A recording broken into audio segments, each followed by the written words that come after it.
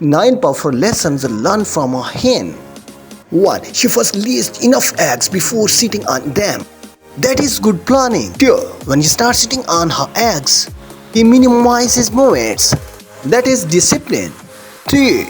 She physically loses weight while sitting on her eggs due to decreased feeding. That is sacrifice. 4. She sits on her eggs for 21 days, patiently waiting. Even if they do not hatch, she will lay eggs again. It's faith and hope. 5. She abandons the rotten eggs and starts caring for the hatched chicks, even if it is only one. That is wisdom, consciousness, and being realistic. 6. No one touches her chicks. That is protection. 7. She gathers all her chicks together. That's unity. 8. She can't abandon her chicks before they mature. That is mentorship. 9. She is always in front of her chicks. That is leadership.